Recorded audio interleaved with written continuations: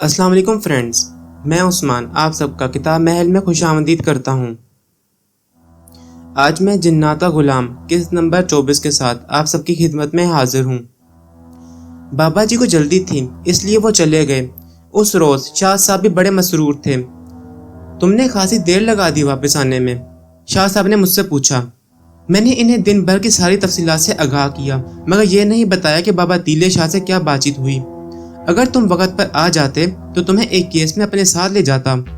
کیسا کیس؟ میں نے استفسار کیا۔ پولیس پھر آ گئی تھی؟ نہیں یار، وہ ہنس دیے۔ ہم لوگ جب کسی کا کوئی مسئلہ حل کرنے جاتے ہیں تو اسے کیس بولتے ہیں، وہ بتانے لگے۔ ادھر ساتھ ایک بڑے قصبے میں ملک صاحب کے ایک دوست کی بیٹی پر جن قابض ہو گیا تھا۔ لڑکی بھی اس کی گرفت میں آ چکی تھی اور وہ اس جن کو چھوڑنے پر راضی نہیں تھی۔ وہ اس سے شادی کرنا چاہتی تھی۔ اللہ کا شکر ہے کہ میں نے بابا جی کی موجودگی کے بغیر اس لڑکی کو جن سے آزاد کرا دیا ہے۔ یہ سن کر مجھے اس کہانی میں دلچسپی پیدا ہو گئی۔ شاہ صاحب کہنے لگے، یہ بڑی عجیب اور متنازع سی بات ہے۔ ہم اس بحث میں نہیں پڑتے اور اس کو کسی اور وقت پر اٹھا دیتے ہیں کہ جنات اور انسانوں میں شادیاں ہو سکتی ہیں کہ نہیں۔ فی الحال اس لڑکی اور جن کی داستان سن لو جو شادی پر آمادہ تھے، مگر میں نے یہ خلاف فطرت اور خلاف شریعت حرکت سرزد نہیں ہونے دی۔ اس لڑکی کی منگنی ہو چکی تھی، لیکن جب سے وہ جن اس پر عاشق ہوا تھا اس نے منگنی توڑنے کا اعلان کر دیا تھا۔ پہلے پہل تو اس کے گھر والوں کو کچھ سمجھ نہیں آیا کہ ان کی لڑکی یکا یک باغی کیوں ہو گئی ہے، حالانکہ یہ شادی اس کی پسند کے لڑکے سے ہو رہی تھی۔ لڑکی کا چہرہ روز بروز پیلا ہوتا جا رہا تھا اور اس کے خوبصورت چہرے پر جھریاں پڑنے لگی تھیں۔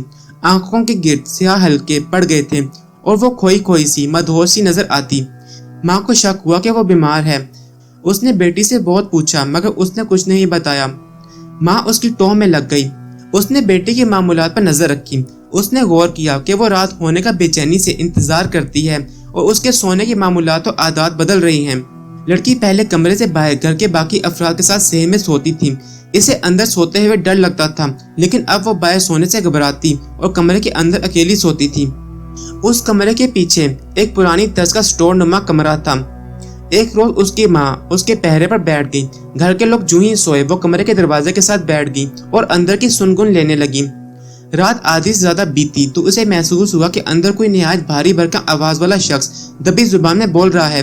صبح ہوئی تو وہ عورت اندر داخل ہوئی۔ اس نے پورا کمرہ اور سٹور چھان مارا مگر اندر کوئی مرد دکھائی نہیں دیا۔ اس نے ایک نظر بیٹی پر ڈالی۔ اس کے بال بکھرے ہوئے تھے اور چہرے پر اذیت کے آثار تھے۔ اس نے بیٹی کو ہلا جلا کر اٹھایا تو اس نے خواب دیدہ حالت میں نظریں کھولیں۔ ماں اس کی سرخ سرخ آنکھیں دیکھ کر ڈر گئی۔ بیٹی بھرائی آواز میں بولی، جا ماں سو جا، مجھے بھی سونے دے۔ ماں اس کی حالت دیکھ کر کچھ سمجھی اور کچھ نہ سمجھی۔ دوپہر کے وقت وہ اٹھی تو اس کی حالت اب نارمل تھی۔ ماں نے بڑی رازداری سے اس سے پوچھا کہ اس کی یہ حالت ایسے کیوں ہو رہی ہے، لیکن اس نے کچھ نہیں بتایا۔ عورت نے محسوس کیا کہ اس کی بیٹی نہایت لاغر ہو گئی ہے۔ اس نے کئی راتیں لگاتار بیٹی کی جاسوسی کی۔ اس روز اس نے بیٹی کو بڑی واضح آواز میں کسی سے شکایت کے لہجے میں بات کرتے سنا۔ وہ کہہ رہی تھی، تم 2 دنوں سے کہاں تھے؟ کسی نے بھاری بھرکم مردانہ آواز میں کہا۔ میں بہت دور اپنے گھر والوں سے ملنے چلا گیا تھا۔ تجھے میری کوئی فکر نہیں ہے، میری نظروں سے دور ہو جا، میں تم سے نہیں بولوں گی۔ جواباً وہ بڑے پیار بھرے انداز میں بولا، میں تم سے دور کہاں جا سکتا ہوں؟ دیکھو، میں تمہارے لیے یہ انگوٹھی لے کر آیا ہوں۔ یہ ہیرے کی انگوٹھی پہن کر دیکھو تمہیں کتنی سجتی ہے۔ اس کی بیٹی انگوٹھی پکڑ کر بولی، واقعی بہت خوبصورت ہے، تمہاری آنکھوں کی طرح چمک ہے اس میں۔ نہیں، یہ چمک تمہارے چہرے کی چاندنی کے آگے مان پڑ جاتی ہے۔ تم وہ ہیرا ہو جس کی تلاش میں برسوں بھٹکتا رہا ہوں۔ چل جھوٹے، تم جن لوگ بڑے ہی جھوٹے، دغا باز اور باتونی ہوتے ہو، بالکل ہمارے مردوں کی طرح عورتوں کو جھانسا دیتے ہو۔ اس کے بعد اس کی بیٹی اور اس شخص نے کیا کہا تھا وہ عورت سننے کی تاب نہ لا سکی۔ اس پر یہ راز کھل گیا تھا کہ وہ مرد دراصل ایک جن ہے جو اس کی بیٹی کی زندگی برباد کر رہا ہے۔ وہ خوف زدہ ہو گئی۔ پاک باز عورت تھی، اللہ اور قرآن پاک پر پورا یقین رکھتی تھی۔ اس نے جلدی سے چاروں کوئی اور آیت الکرسی پڑھی اور کمرے پر پھونک مار دی۔ جواب میں اندر سے وہ جن اس قدر اذیت ناک انداز میں چیخا کہ پورا کمرہ اس کی دہشت سے تھرا گیا اور سین میں سوئے مرد اور عورتیں سبھی جاگ پڑے۔ جن نے بڑی غلیظ گالی دی اور چیخ کر لڑکی سے بولا، تیری ماں نے یہ اچھا نہیں کیا، میں اسے مار ڈالوں گا۔ یہ کہہ کر وہ غائب ہو گیا اور اسی لمحے لڑکی دندناتی باہر آئی اور ماں کا گریبان پکڑ کر چلائی، تو نے کیا کیا ہے؟ وہ کیوں تڑپا ہے؟ بتا ورنہ میں تجھے مار ڈالوں گی۔ گھر کے مردوں نے فوراً لڑکی کو قابو میں کیا، مگر اس میں جناتی قوتیں داخل ہو چکی تھیں۔ عورت بدحواس اور خوفزدہ ہو کر بے ہوش ہو گئی تھی۔ اسے قطعی توقع نہیں تھی کہ اس کے دم کرنے کا نتیجہ اتنا خوفناک ہو سکتا ہے۔ ساری صورتحال گھر والوں پر کھل گئی تھی۔ عورت نے جن اور بیٹی کے دوستانہ تعلقات کا عقیدہ تو نہ کھولا، البتہ یہ کہا کہ وہ اسے گمراہ کر رہا ہے۔ پورا گھر محلے کے مولوی صاحب اور پیروں فقیروں کی طرف بھاگا۔ اس دوران روزانہ گھر میں آیت کریمہ پڑھایا جانے لگا۔ اس کا یہ فائدہ ہوا کہ جتنے روز آیت کریمہ پڑھایا جاتا رہا وہ عفریت نما جن دوبارہ نہیں آیا، مگر ان کی بیٹی کی حالت بہت خراب ہو گئی تھی۔ دنوں میں سو کا کانٹا ہو گئی، چہرہ سیاہ پڑ گیا اور اس سے چلنا پھرنا دوبر ہو گیا۔ اوپر سے مختلف عاملوں اور پیروں فقیروں نے اسے تعویذ پلا پلا کر پاگل کر دیا تھا۔ پھر آج اس کا باپ حویلی آ گیا۔ میں نے اس کی داستان سنی۔ میں اس کے ساتھ اس کے گھر گیا۔ وہ 5.5 فٹ کی اچھی نین نقش والی لڑکی تھی، لیکن اس کی حالت اب انتہائی بدتر ہو چکی تھی۔ میں نے لڑکی سے سوال جواب کیے تو وہ کہنے لگی، شاہ صاحب آپ جو مرضی کر لیں، مگر یہ بات طے ہے کہ میں نے اس کے بغیر نہیں رہنا، میں اس کے بغیر نہیں رہ سکتی۔ وہ بے قراری سے اٹھ پڑی تھی، میں اسے شادی کروں گی۔ اس کی ماں پریشان ہو کر میرا منہ تکنے لگی۔ میں نے اسے سمجھایا کہ تم ایک پڑھی لکھی لڑکی ہو، میری بات جلد سمجھ جاؤ گی۔ ادھر آرام سے بیٹھ جاؤ اور غور سے میری بات سنو۔ وہ بے دبی سے بیٹھ گئی تو میں نے اس دوران ایک عمل پڑھا اور اس کے گرد حصار قائم کر دیا اور کہا، تم اس دائرے سے باہر نہیں نکلو گی۔ پھر میں نے اسے سمجھایا، تم کہتی ہو کہ اس بدذات جن سے تم شادی کرنا چاہتی ہو۔ میری بات یاد رکھو لڑکی، اسلام میں کسی عورت کو جن کے ساتھ شادی کی اجازت نہیں ہے۔ وہ تمہیں گمراہ کر رہا ہے، تمہارا خون چوس رہا ہے۔ وہ شیطان ہے، شیطان۔ وہ آگ سے بنا ہے اور تم مٹی سے۔ تم کبھی گرم کوئلے کو کاغذ پر رکھ کر دیکھو، جہاں رکھو گی وہ اسے دھیرے دھیرے جلا ڈالے گا۔ یہی تمہارے ساتھ ہو رہا ہے۔ وہ جن زدہ آگ ہے، آگ انسان کی دشمن ہے۔ یہ جنات ہوں یا شیطان، ان کی انسان سے ازل سے دشمنی ہے۔ اللہ اور اس کے رسول صلی اللہ علیہ وآلہ وسلم اس بات سے سختی سے منع فرماتے ہیں۔ میں نے پہلے اسے سمجھایا تو وہ سٹپٹا کر بولی، وہ آگ نہیں ہے میری بہن، وہ آگ ہی ہے، مگر تمہیں اس کا شعور نہیں ہے۔ وہ راحت اور سرور ہے، ٹھنڈک اور پیار کا سمندر ہے۔ لڑکی مخمور لہجے میں بولی اور انگلی میں پہنی انگوٹھی کو سہلانے لگی۔ انگوٹھی پر نظر پڑتے ہی میں چونکا اور اس کی ماں سے پوچھا، یہ انگوٹھی اس کے منگیتر نے دی ہے؟ ماں کے بولنے سے پہلے ہی لڑکی بولی، وہ مسکین مجھے چاندی کی انگوٹھی لے کر نہیں دے سکا تو ہیرے کی یہ انگوٹھی کہاں سے خرید پاتا؟ اس کے لہجے میں تفاخر تھا۔ یہ تو میرے جنزادے نے دی ہے۔ مجھے یہ سمجھنے میں دیر نہیں لگی کہ اس جن نے لڑکی کو پوری طرح اپنے قابو میں کیا ہوا ہے۔ میں نے لڑکی سے کہا، کیا میں یہ انگوٹھی دیکھ سکتا ہوں؟ مجھے لگتا ہے یہ اصلی ہیرے کی نہیں ہے۔ اس کی بھویں تن گئیں، سخت لہجے میں بولی، تمہیں ہیرے کی پہچان کیا ہوگی؟ مجھے پتھروں کی پہچان ہے، میں نے اسے سمجھایا۔ دراصل میں اس انگوٹھی کو اپنی دسترس میں کر کے اس جن تک پہنچنا چاہتا تھا۔ یہ جناتی کمزوری ہوتی ہے، جب وہ کوئی شے تحفے میں کسی انسان کو دیتے ہیں تو اس میں ان کی مانوس خوشبو شامل ہو جاتی ہے۔ اس طرح انہیں یہ احساس رہتا ہے کہ وہ اپنے معمول کے ساتھ ساتھ رہتے ہیں۔ میں نے بڑی مشکل سے اس سے انگوٹھی حاصل کی اور پھر اس پر دم کر کے اپنے پاس رکھ لی۔ لڑکی سٹپٹائی اور حصار سے نکل کر انگوٹھی لینے کے لیے مجھ پر جھپٹی، مگر میں نے اسے حصار میں ہی بند کر دیا اور پھر دھونی سے لگا کر اور پانی دم کر کے اس کے اوپر چھینٹے مارے۔ اس کے بعد میں نے اس کو زیادہ مہلت نہیں دی۔ میں نے انگوٹھی کو سلگتی دھونی کے اندر پھینک دیا تو کچھ ہی دیر بعد وہ جن آگ بگولا ہو کر حاضر ہو گیا۔ لڑکی کی حالت بگڑ گئی اور اس کا پیلا چہرہ سرخ ہو گیا، آنکھیں خون میں اگلنے لگی۔ اس کی آنکھوں کی پتلیوں میں مجھے اس جن کا اصلی چہرہ نظر آنے لگا۔ پھر مجھے یہ معلوم کرنے میں دیر نہ لگی کہ اس جن کی حقیقت کیا ہے۔ میں نے حسب روایت اس سے مکالمہ شروع کر دیا۔ کوئی بھی اچھا عامل سب سے پہلے جنات کا حدود دربہ اور ان کے مقاصد معلوم کرتا ہے، پھر اسے موقع دیتا ہے کہ وہ مغلوب کی جان چھوڑ کر چلا جائے۔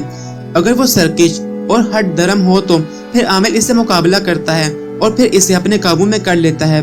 اس موقع پر اگر وہ جن عامل سے طاقتور ہو تو پھر عامل کی خیر نہیں ہوتی، نہ صرف عامل بلکہ مغلوب کے گھر والوں کو بھی نقصان پہنچتا ہے۔ میں نے اس سے اس کا نام پوچھنا چاہا تو وہ زخمی درندے کی طرح ڈگرایا اور بولا، میں نام نہیں بتاؤں گا، تم کہاں کے رہنے والے ہو؟ اس پر وہ مجھے دھمکی دے کر بولا، میں جہاں بھی رہتا ہوں، تمہیں اس سے کیا؟ یاد رکھو، اگر تم نے کوئی عمل پڑھا تو میں اس لڑکی کو مار ڈالوں گا، اور تمہیں بھی اور اس بڈھی کو بھی۔ لڑکی کی ماں سہم کر دیوار سے لگ گئی۔ میں نے دم شدہ پانی اس پر چھڑکا اور جن سے مخاطب ہوا، بس ایک موقع تمہیں دے رہا ہوں، لڑکی کی جان چھوڑو اور چلے جاؤ۔ میں جان گیا ہوں کہ تم یہاں کے رہنے والے نہیں ہو۔ تمہیں کیسے پتا چل سکتا ہے کہ میں یہاں کا رہنے والا نہیں ہوں؟ وہ خونخوار نظروں سے مجھے دیکھتے ہوئے بولا، یہاں رہنے والے جنات میرے نام سے آگاہ ہیں۔ تمہارا رنگ اور بو اس بات کو ظاہر کرتی ہے کہ تمہارا پنجاب سے تعلق نہیں ہے۔ میں پنجاب کے جنات کی بو پہچان لیتا ہوں۔ کیا میں غلط کہہ رہا ہوں؟ جواب میں وہ مجھے گھور کر رہ گیا۔ میں نے اسے زیادہ موقع نہیں دیا اور اس پر گھیرا تنگ کرنے کے لیے وظیفہ پڑھنے لگا اور جنات کو تذکیر کرنے والا عمل پڑھ کر اسے حصار کے اندر ہی قید کر لیا۔ وہ بہت بن بنایا، چلایا، دھمکیاں دیتا رہا، اکڑ دکھاتا رہا، لیکن میں نے اسے بے بس کر دیا۔ وہ سرکش جن تھا، جواز کے باوجود جلد قابو میں آ گیا۔ اس کی عمر ابھی 70 سال تھی اور تازہ تازہ بالغ ہوا تھا، اس لیے میرے علوم کے آگے زیادہ دیر تک نہ ٹھہر سکا۔ میں نے اسے لڑکی کے اندر سے باہر نکالا اور دھونی تیز کر کے اسے دھوئیں کے اندر قید کر دیا۔ اب وہ اپنی اصل شکل میں مردہ چھپکلی کی طرح دھوئیں میں بیٹھ گیا تھا۔ عورت صرف اس کی آواز سن سکتی تھی۔ وہ اسے دیکھتی تو چکر کھا کر گر جاتی۔ لڑکی بے ہوش ہو کر حصار میں گر گئی تھی۔ عورت اس کی طرف بڑھی تو میں نے اسے روک دیا۔ ہاں، اب بتاؤ کہ تم کون ہو؟ میں نے پورے جلال کے ساتھ اس سے پوچھا۔ وہ گھگھیا کر ہاتھ جوڑنے لگا اور بولا، آپ کو یسوع مسیح کا واسطہ، آپ کو اپنے رسول صلی اللہ علیہ وآلہ وسلم کا واسطہ، مجھے چھوڑ دیں۔ میں تمہیں چھوڑ نہیں سکتا، تم بد کردار اور کافر ہو، تم نے ایک مسلمان لڑکی کو تباہ کیا ہے، میں تمہیں مار ڈالوں گا۔ وہ کہنے لگا، میں عیسائی ہوں اور سکھر سے آیا ہوں، میں لاہور کے گورا قبرستان میں اپنے عزیزوں سے ملنے آیا تھا، ان کی پوری پگی یہاں کئی سالوں سے رہ رہی ہے۔ ایک روز میں نے اس لڑکی کو اس کے منگیتر کے ساتھ لاہور کے باغ جناح میں دیکھا، میں تب اس پر بیٹھ گیا۔ مجھے اس لڑکی کی خوشبو بڑی اچھی لگتی تھی۔ میرے دوست نے مجھے سمجھایا بھی کہ اسے خراب نہ کروں، لیکن میں بہک گیا تھا۔ میں نے اس کافر جن کو گردن سے پکڑا اور ایک دم شدہ کیل اس کی پیٹھ میں ٹھونک دیا۔ وہ دہشتناک چیخ مار کر بولا، ہائے میں مر گیا، تم نے مجھے اپاہج کر دیا ہے۔ پھر میں نے دھونی کو تیز کیا اور اس کا کام تمام کر دیا۔ اس کے بعد بہت سے وظائف پڑھے، کمرے کو پاکیزہ کیا اور صدقہ خیرات کیا۔ کسی جن، چاہے وہ کافر ہی ہو، اسے مارنے کے بعد عامل کو بہت سے حفاظتی وظائف پڑھنے پڑتے ہیں۔ آدھا گھنٹہ تک میں اپنے وظائف میں مصروف رہنے کے بعد لڑکی کو ہوش میں لایا، اسے دم شدہ پانی اور تعویذ دیا، جن کے اثرات نے اسے کئی بیماریوں میں مبتلا کر دیا تھا۔ میں نے اس کی ماں کو سمجھایا کہ اسے ٹھیک ہونے میں کم از کم 3 ماہ لگیں گے۔ میں اس لڑکی سے مل سکتا ہوں؟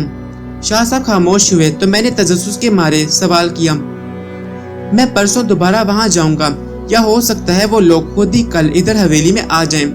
شاہ صاحب کے چہرے پر بڑی جاندار اور معنی خیز مسکراہٹ بار بار نمودار ہو رہی تھی۔ آپ بہت خوش ہیں؟ میں نے ان کی اندرونی کیفیت کو بھانپتے ہوئے پوچھا۔ خوش تو ہوں، وہ مسکرائے بنا نہ رہ سکے۔ تمہارے چاچا جی بھی اب نرم ہو گئے ہیں؟ کیا مطلب؟ میں نے کہا، پتھر میں گلاب کیسے کھل سکتا ہے؟ یہ لڑکی ان کے دوست کی بیٹی تھی، اس نے انہیں میرے متعلق بتایا ہے، میرا شکریہ ادا کرنے آئے تھے۔ چلیں، یہ تو بہت اچھا ہوا، میرے ذہن سے جیسے منو بوجھ اتر گیا۔ اب میں سوچنے لگا کہ زلیخا بھی تو ایک سحر زدہ لڑکی ہے، اگر کسی پہنچے ہوئے بزرگ سے مشورہ کر کے اس کو بھی سحری اثرات سے آزاد کرا لیا جائے تو ممکن ہے اس کی شخصیت بحال ہو جائے۔ اس وقت بھی میرے دل میں شاہ صاحب کے بارے میں بدگمانی بھری ہوئی تھی۔ یہ بات اپنی جگہ درست تھی کہ میں ان کی پراسرار قوتوں سے متاثر تھا اور اسی وجہ سے ان کی عزت کرتا تھا، لیکن زلیخا کا معاملہ جب بھی میرے سامنے آتا میری روح کی بے کلی بڑھ جاتی تھی اور مجھے چاچا جی کی طرح ایک خلش اور بے سکونی کا احساس ہوتا۔